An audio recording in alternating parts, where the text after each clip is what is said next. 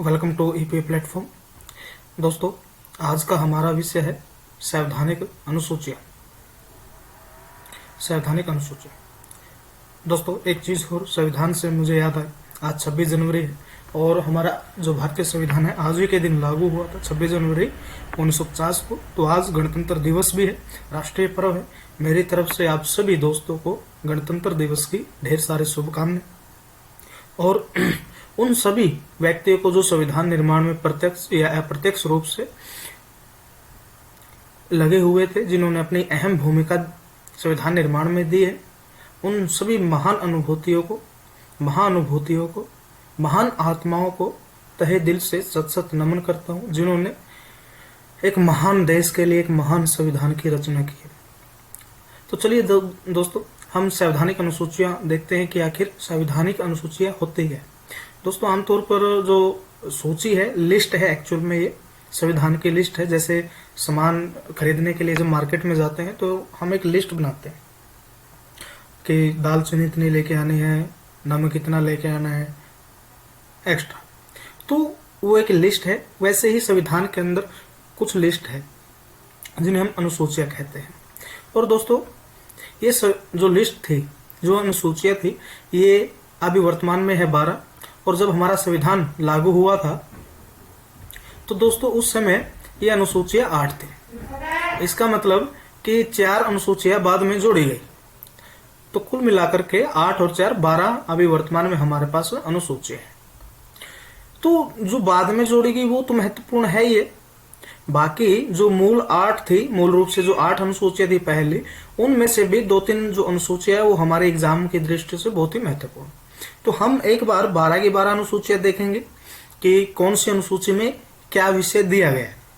उसके बाद हम जो ज्यादा महत्वपूर्ण अनुसूचियां हैं उनको थोड़ा विस्तार से भी डिस्कस करेंगे, ठीक है। तो सबसे पहले हम लोग जो बाद में अनुसूचियां जोड़ी गई थी 4, उनको एक बार देख लेते हैं कि उनको कब जोड़ा गया, किस संविधान संशोधन के द्वारा जोड़ा गया एक्चुअल में, है ना, और उनमें कौन सा विषय रखा गया। तो सबसे पहले अगर हम बात करें 9वीं अनुसूची की, यानी कि 8 अनुसूचियां तो थी, 8 के बाद जो पहली ऐड की गई अनुसूची वो थी 9वीं अनुसूची। तो इसको पहले ही संविधान संशोधन के द्वारा 1951 में जोड़ दिया गया था। और इसमें जो विषय रखे गए वो रखे गए मूल रूप से भूमि और कृषि सुधार संबंधित कानून इसमें रखे गए थे। देखिए दोस्तों, इसकी जरूरत क्या आन पड़ी थी। मान लीजिए जैसे 1950 में हमारा संविधान लागू हो गया था, उसके बाद अगले साल 1951 में 1 साल के बाद इस संविधान में संशोधन करने की क्या जरूरत आन पड़ी थी, और वो भी भूमि सुधार से संबंधित। जैसे कि आप जानते हैं, हमारा एक मूल अधिकार था अनुच्छेद 31 के अंदर, अगर आप जानते हो तो ये था संपत्ति का अधिकार। संपत्ति का अधिकार जब हमारा मूल अधिकार था तो संपत्ति रखना हमारा एक मौलिक अधिकार था, कोई उसे छीन नहीं सकता। लेकिन जब सरकार को विकास कार्य करने थे, उसके लिए जमीन का अधिग्रहण करना है, मान लीजिए कोई सड़क बनानी है, हाईवे बनाना है, निकालना है, तो उसके लिए किसानों से जमीन का अधिग्रहण करना पड़ेगा। लेकिन जैसे ही सरकार ने जमीनों का अधिग्रहण करना शुरू किया तो अनुच्छेद 32 के तहत लोग सुप्रीम कोर्ट में जाने लगे। अब आप जानते होंगे कि जो अनुच्छेद 32 है उसके तहत ये मूल अधिकारों का रक्षक है। अनुच्छेद 32 एक्चुअली मूल अधिकार तो है ये खुद ही, इसके द्वारा, इसके तहत सीधे हम सुप्रीम कोर्ट में जा सकते हैं अगर कोई हमारा मूल अधिकारों का हनन करता है, ठीक है। ये मैंने मूल अधिकारों की जो वीडियो थी उसमें विस्तार से इसको डिस्कस किया है, आप वो वीडियो मूल अधिकारों वाली देख सकते हो। तो जब ऐसा हुआ, जमीन का अधिग्रहण करना बहुत मुश्किल हो गया, तो ऐसी कंडीशन में जरूरत थी एक ऐसे भाग की, संविधान में भाग की या एक ऐसे प्रावधान की जिससे सुप्रीम कोर्ट जो भूमि अधिग्रहण संबंधित कानून थे, भूमि सुधार संबंधी कानून थे, उनका निरीक्षण न कर सके। इसलिए संविधान में 9वीं अनुसूची इंट्रोड्यूस की गई थी पहले ही संविधान संशोधन के द्वारा, और भूमि सुधारों को इसी में रखा गया। इसमें रखने का मेन पर्पस क्या था कि भाई जो सुप्रीम कोर्ट है वो 9वीं अनुसूची के अंदर जितने भी विषय रखे गए, जो भी कानून रखे गए, उनका रिव्यू नहीं कर सकता, चाहे वो मूल अधिकारों को भी क्यों ना कम ज्यादा कर रहे, ठीक है। तो चलिए अगले देखते हैं हम 10वीं अनुसूची। 10वीं अनुसूची को दोस्तों 52वें संविधान संशोधन के द्वारा संविधान में जोड़ा गया था। आपने आमतौर पर देखा होगा कि जब इलेक्शन होते हैं उसके बाद लोग पार्टियां छोड़ के जाने लगते हैं, दूसरी पार्टियों में शामिल हो जाते हैं, है ना। और ये खासकर तब होता है जब किसी एक दल को पूर्ण बहुमत नहीं मिलता।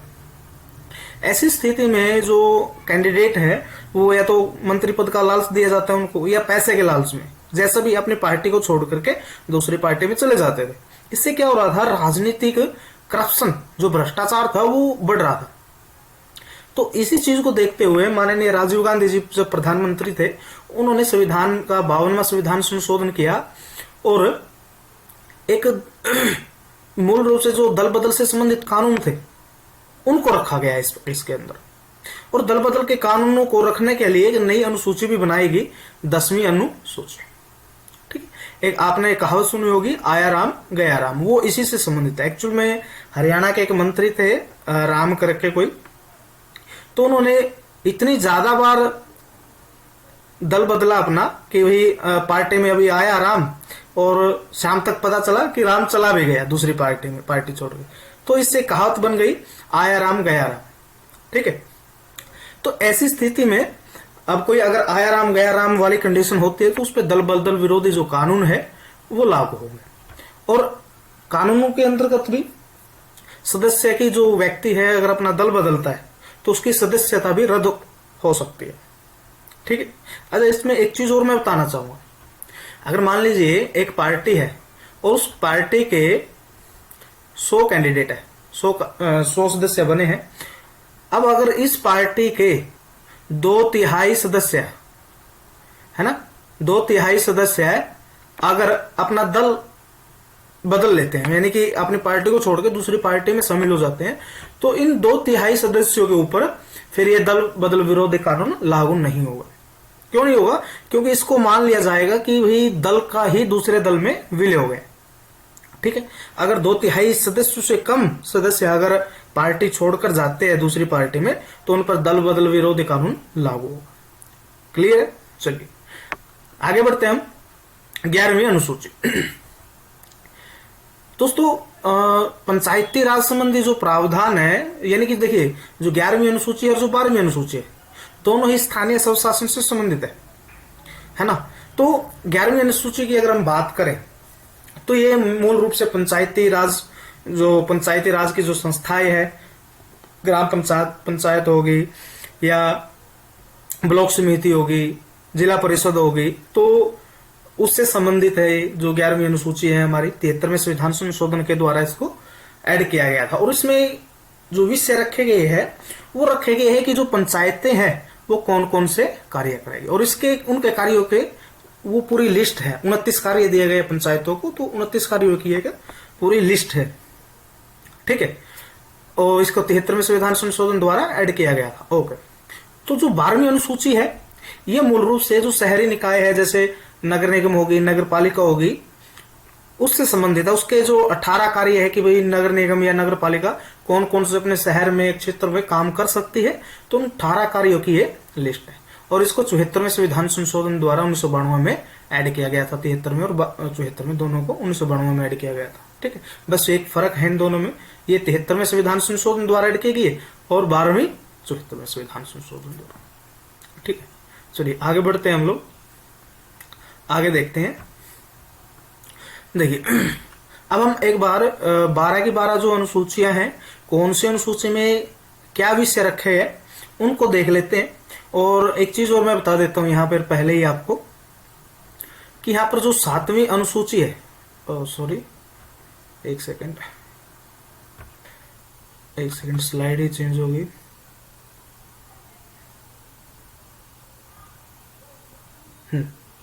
देखिए मैं यहां पर आपको एक बात बता देता हूं पहले। ये क्या भाई, देखिए दोस्तों यहां पर जो 8वीं और 7वीं अनुसूची है, जो ये 7वीं अनुसूची है एग्जाम की दृष्टि से बहुत ज्यादा महत्वपूर्ण है। अगर मैं कहूं 12 की 12 अनुसूचियों में से कोई एक अनुसूची हमें याद रखनी है तो वो है 7वीं अनुसूची, जो जिसके अंदर केंद्र और राज्य के बीच शक्तियों का विभाजन दिया गया है ताकि टकराव ना हो दोनों को कार्यों को लेकर। ठीक है। उसके बाद बात करूं मैं 8वीं अनुसूची।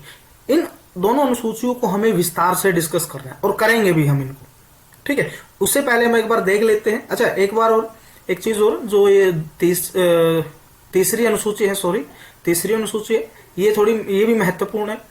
और भाई ये 4 तो मैंने आपको बता ही दिया, जो बाद में जोड़ेगी वो महत्वपूर्ण है, ठीक है, ये महत्वपूर्ण है। उसके बाद बाकी एक बार हम सारे देख लेते हैं, डिस्कस कर लेते हैं सारी 12 की 12 अनुसूचियों में आखिर किस अनुसूची में क्या है।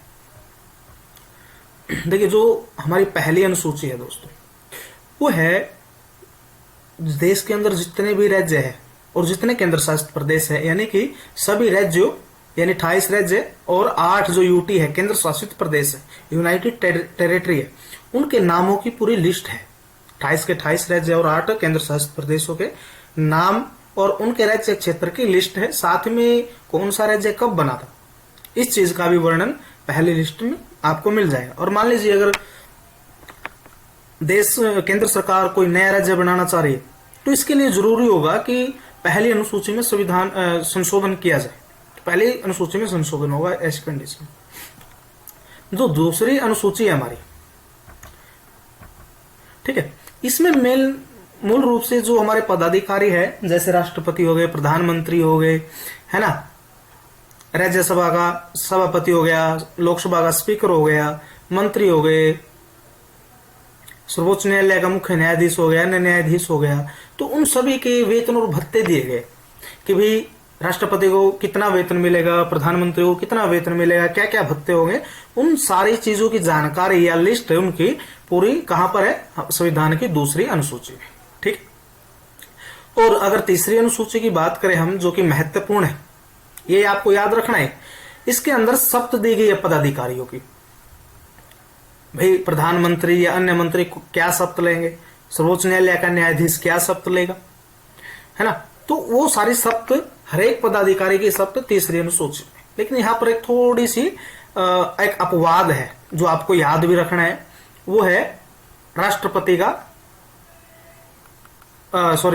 की शपथ। तो बेसिकली जो राष्ट्रपति की शपथ है वो अनुच्छेद 60 में दी गई है, तीसरी अनुसूची में वो नहीं दी गई है, ठीक है, आपको ये याद जरूर रखना है।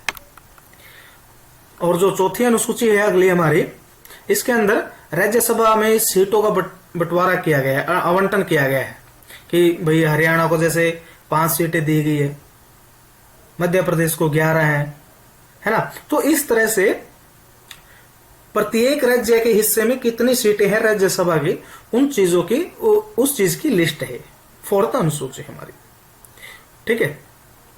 जो 5वीं अनुसूची है, बेसिकली जो पूरे देश के अंदर, भारत देश के अंदर जितने भी अनुसूचित जनजातीय क्षेत्र है, जहां पर अनुसूचित जनजातीय लोग निवास करते हैं अत्यधिक संख्या में, तो उन क्षेत्रों के जो प्रशासन होगा और जो उनका नियंत्रण होगा, उस चीज की वो लिस्ट है ना, क्योंकि वहां का जो प्रशासन और वहां का नियंत्रण होगा वो वहां के जो जनजातीय समुदाय है उनके द्वारा ही प्रशासित किए जाते हैं से क्षेत्र मूल रूप से, ठीक है, तो उनसे संबंधित है। और जो हमारी 6ठी अनुसूची है दोस्तों, यहां पर आपको याद रखना है 4 राज्य मेनली, क्या क्या है, असम, मेघालय, त्रिपुरा और मिजोरम।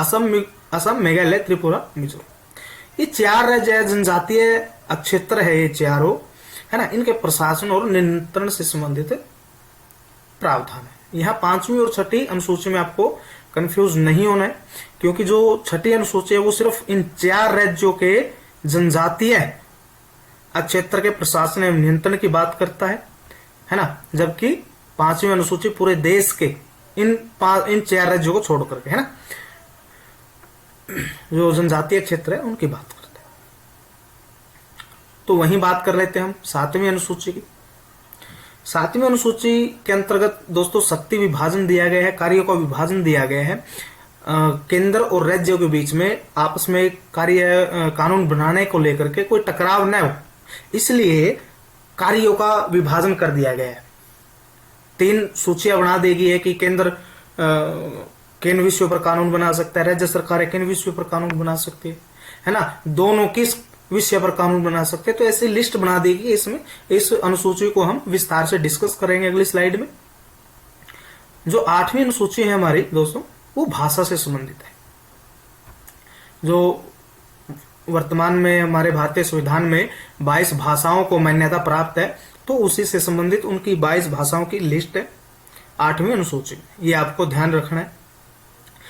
हमारी 12 की 12 अनुसूचियां हो चुकी है, 4 पहले डिस्कस कर चुके थे हम, और 8 अनुसूचियां अभी डिस्कस कर लिए। एक बार दोबारा से हम जो 4 अनुसूचियां हमने की थी उनको एक बार दोबारा से फिर डिस्कस कर लेते हैं हम लोग। जो हमारी 9वीं अनुसूची है, ये किससे संबंधित है? भूमि सुधारों से संबंधित। कब इसको ऐड किया गया? पहले संविधान संशोधन 1951 के द्वारा इसको ऐड किया गया था। ठीक है। जो 10वीं अनुसूची है हमारी, उसको 52वें संविधान संशोधन के द्वारा शामिल किया गया था। और किससे संबंधित है? जो हमारे दल बदल विरोधी कानून है उससे संबंधित है। ठीक है।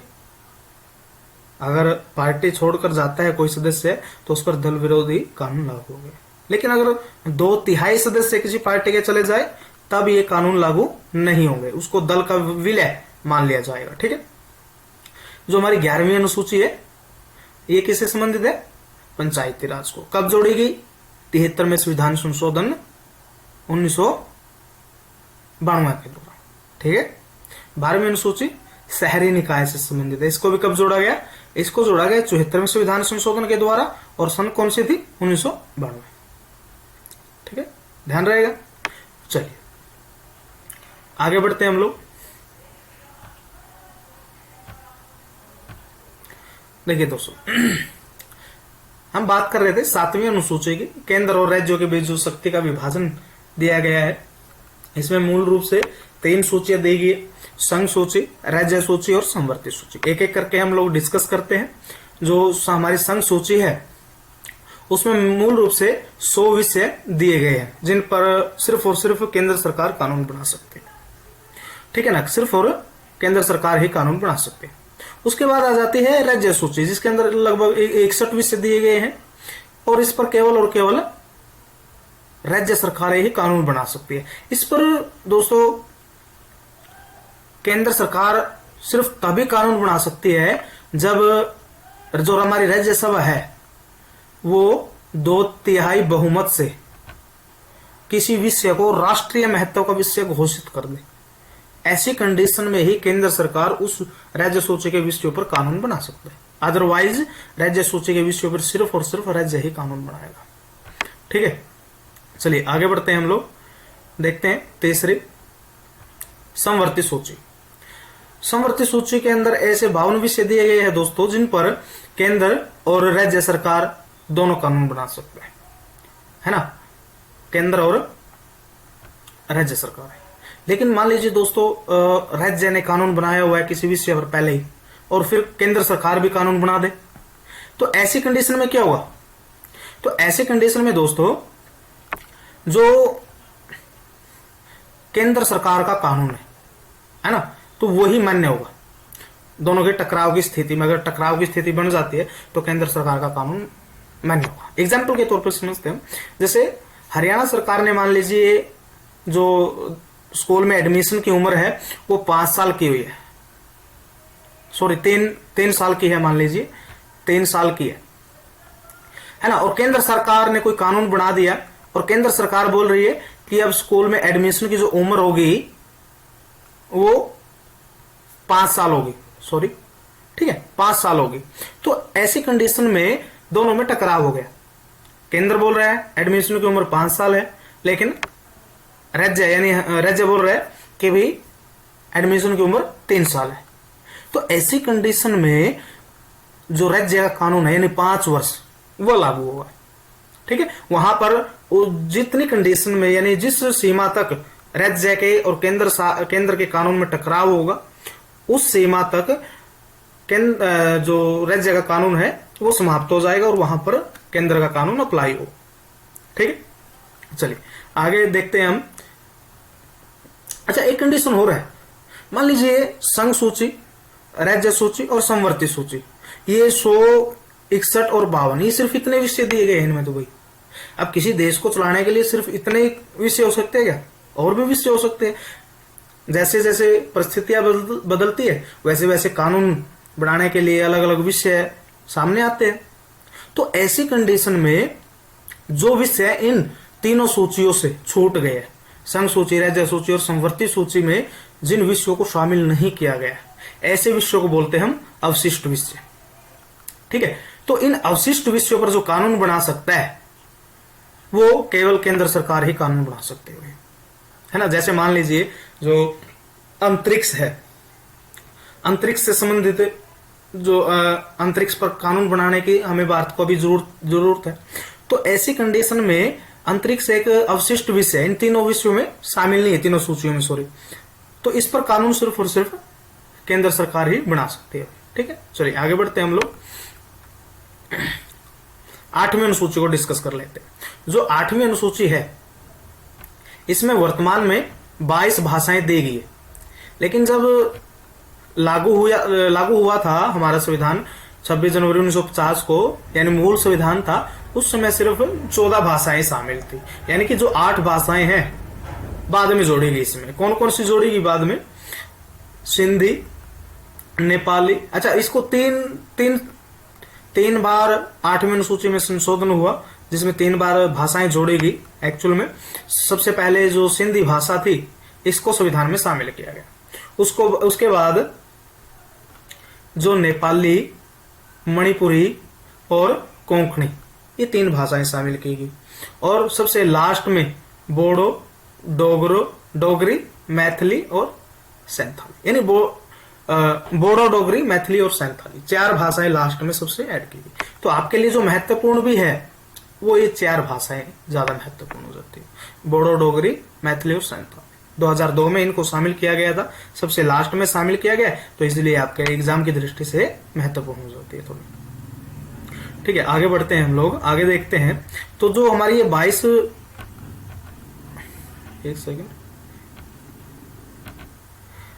जो हमारी 22 भाषाएं हैं दोस्तों, इनके अंदर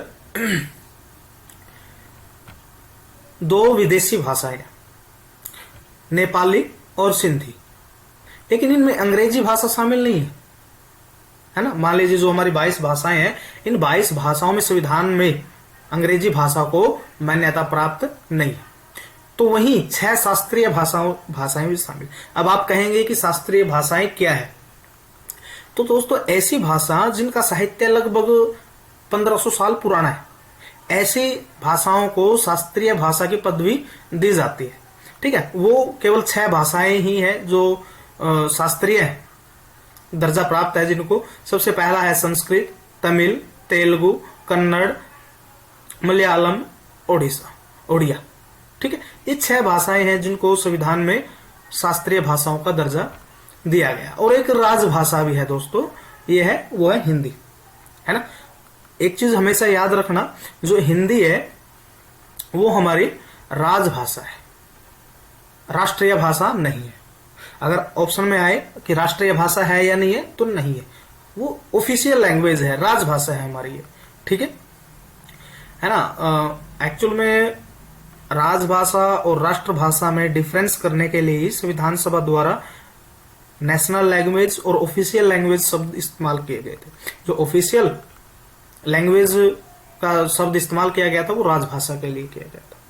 ठीक है, तो ये ऑफिशियल लैंग्वेज है हिंदी हमारी। ठीक है, इस चीज को ध्यान रखना है। चलिए आगे बढ़ते हैं हम लोग। Thanks for watching.